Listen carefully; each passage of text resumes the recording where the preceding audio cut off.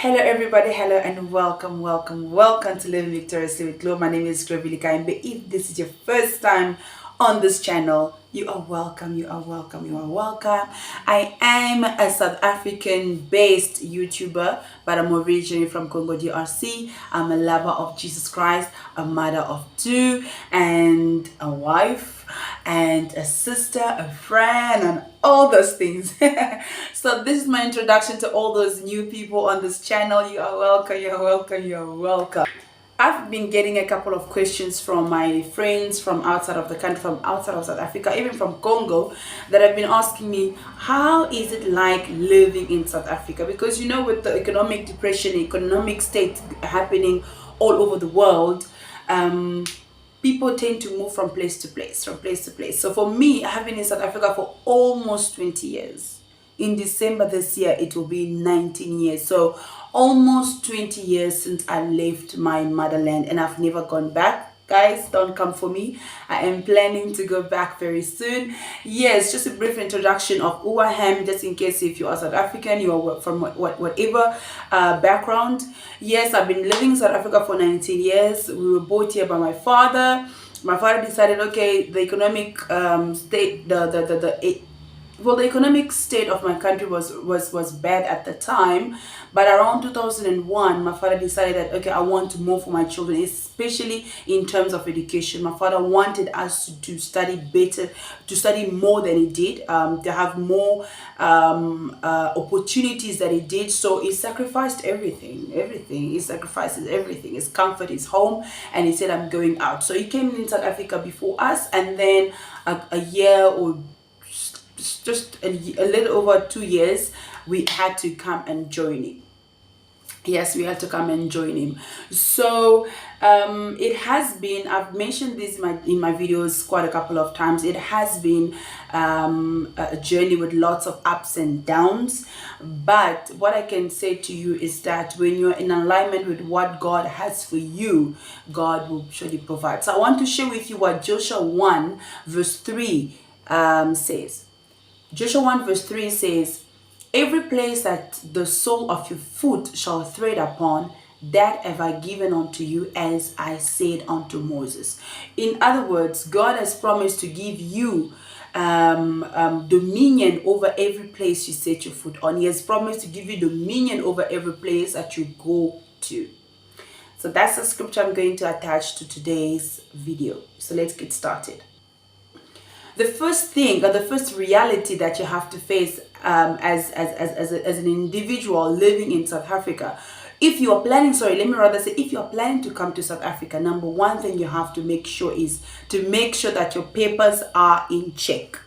Make sure that you have a way on how you are going to be legal in South Africa, because South Africa does not play with papers. You can thread around, walk around with fake documents, but the day they will get you, you are really stuck. And as a child of God, you should thread to do things according to the laws of the country. Be a law-abiding citizen. So number one, like I said, make sure that your papers are in check. When I arrived in the country over almost 20 decades ago, it was easier for you to acquire documents. But since people have corrupted the whole system, it has become very difficult for someone to get documentation. So if you're thinking of relocating to South Africa, make sure that you have all those things in check. You have your visa, you have your passport, you have whatever. You have every plan that you need to put in order for you to be at peace, and in order for you to achieve what you want to achieve in this country. So yes. Number two thing that I wanted to point out for you is that, sorry if I'm looking down, I'm just looking at the points that I made out. The second thing that I wanted to bring to your attention is that there is, at the moment, there is less jobs available. I think there's about like over a 50 something percent in unemployment, guys, which is something that has also changed over the years, and this has made it very challenging for foreigners to also acquire jobs. Before it was easy because, especially before the pandemic, things was a bit easier. Even though they were difficult, they were a bit easier.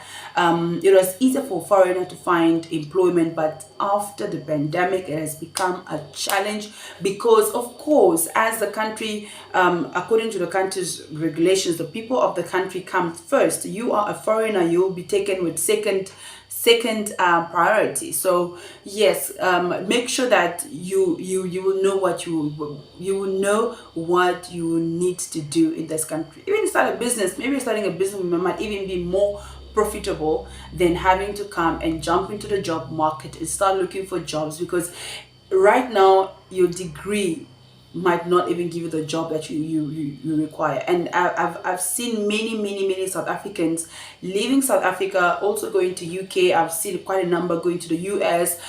Well, they are also opting for greener pastures elsewhere. So yeah, and another thing again, which is something again that is happening more frequent now than it has been happening in a couple of years ago, because in a couple of years back, because when I came to South Africa, some people did not even know where Congo was. I don't know if that still applies with the level of educated people at the moment. I don't know if that still applies, because people will be like, oh, you come from Congo. Okay. So where is that? Is it in, you speak French, so where is that? So people did not even know where Congo was. So that is how it was when I got here. So it is very interesting to see that they are also going elsewhere. So the third thing I'm going to point out is that the healthcare system is still all right.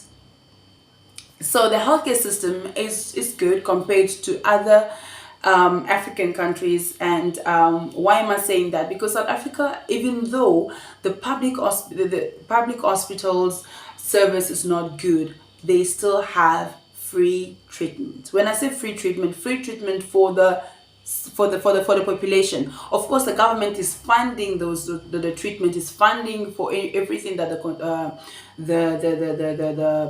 population needs, but I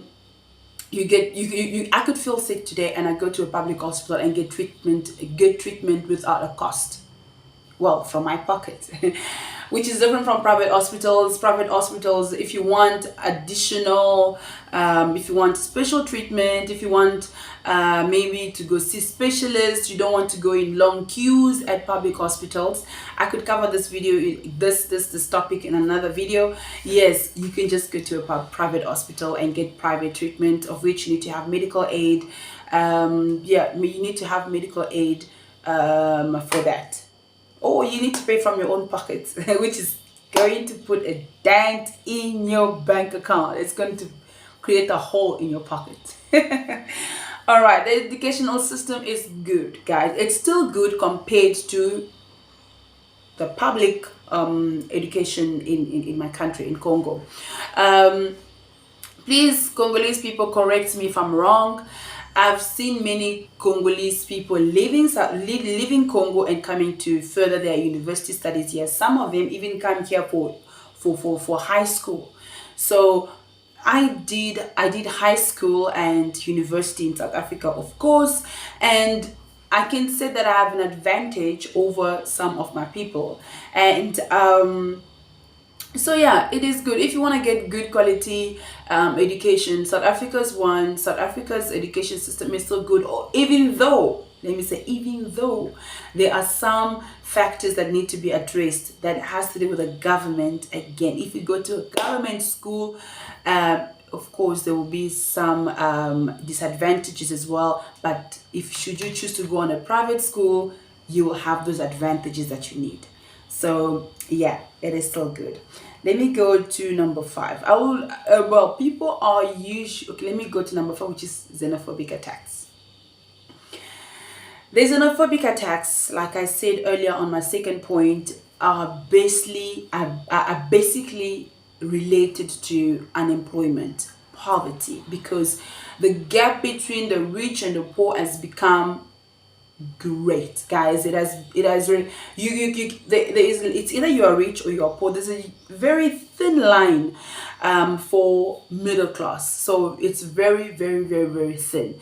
So this is the reason why you could see your fellow South African that is struggling next door is not having the life that he or she dreams of, seeing you, a foreigner next door, driving your fancy car, having your whatever, throwing parties every now and then, blasting music for them.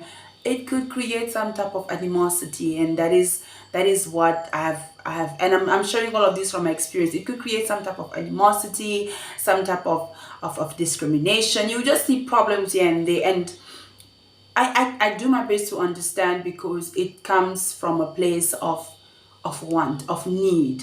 And I also think it also comes from a place of ignorance, because sometimes a misconception that South Africans might have towards foreigners, thinking that we have it all. It is all rosy for us. Seeing us get up every morning, going out to work, they think that, okay, that person is getting paid millions. How come they're sitting in that house? They're living in that house, living this thing. No, these are things that we have to hold on to.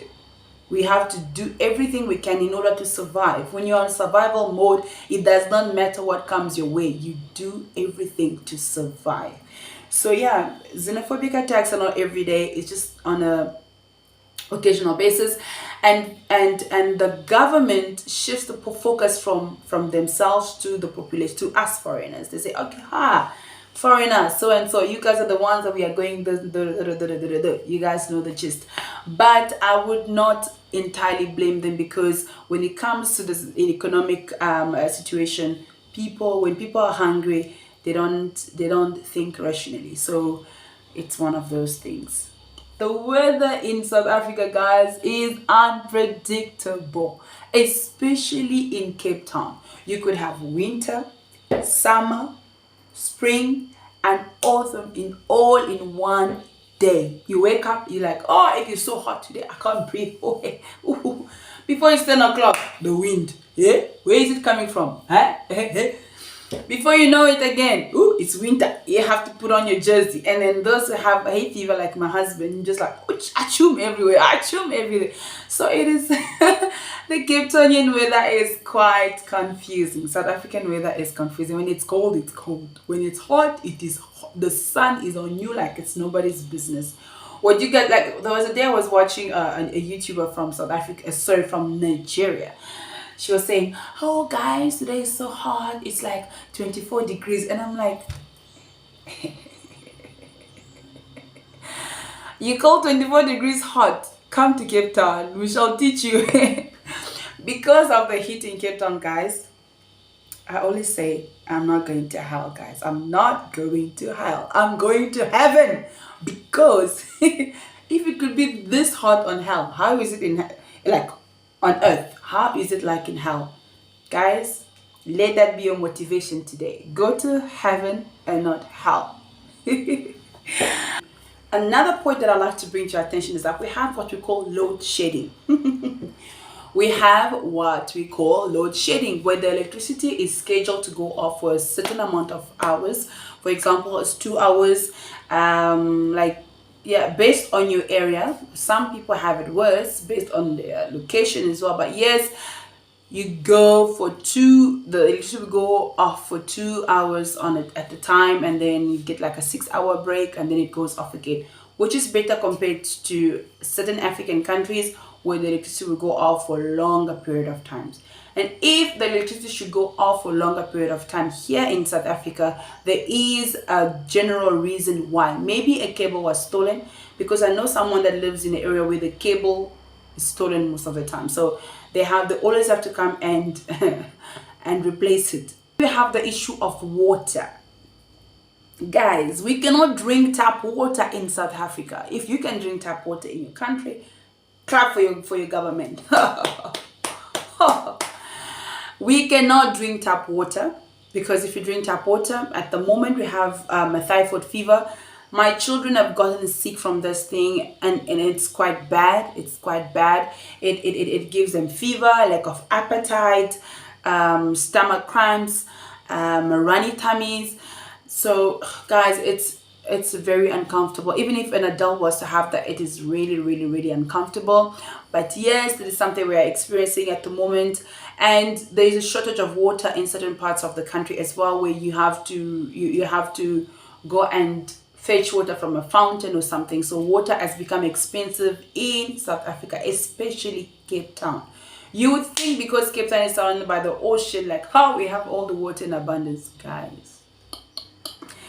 When the water bill comes at the end of the month, I'm like, did I? So that is one thing that you have to look out for. There are some places where you have to live where water will be included. Apart from the fact that you have to pay for electricity, we have like prepaid boxes for electricity. You also have to pay for water on a monthly basis. You would ask me again, is South Africa safe? South Africa is safe for those who live in it. But, like I mentioned earlier, you cannot make it in South Africa without God. South Africa, you cannot make it without God. There are places that are more dangerous than others. Of course, you just have to be very vigilant on how you walk, where you walk, how you are dressed in certain parts of the country. Certain parts, you have to know how you are dressed. What do you have on your hands? What do you have on your hands? I've learned throughout the years that only with God, you can only move with God, regardless of whatever happens in this country in terms of protection, in terms of safety. You just have to be very clever on the environment, that you have to be very aware of your environment. That is number one. Be very aware of your environment. Be very aware of who you deal with on a daily basis, especially as a foreigner. Don't mingle with the wrong people. If you mingle with the wrong people, you be amongst those people that will be targeted. Should you live in peace with everyone, peace shall follow you all the days of your life. Even your South African neighbors will be the ones to defend you should there be anything. So safety is a matter of knowing your environment, of knowing how to carry yourself around, of knowing what you carry, how to carry yourself around and what you carry around. So be very, very, very, very, very aware of that. And but it does not matter where you find yourself in which country you find yourself in. If Australia is the country that God has planned for you, you will be successful in Australia. Even if your brothers and your sisters are struggling, you could still be successful in it. So walk with God. Make God your friend. South Africa, Nigeria, whatever country you find it, even your own home country, you need to walk with God in order for you to survive, in order for you to make hands meet, in order for you to be successful, whatever you want to do. So God should be number one. Number one. Number one. Thank you so much for watching, guys. I love you all. And please tell me if you have any more questions. Write them for me down in the description box below, and I will answer them at the right time. So God bless you, and remember, God has given you dominion to walk upon scorpion and serpent. He has given you dominion. He has given you dominion over every place you set your foot on. This is my favorite scripture.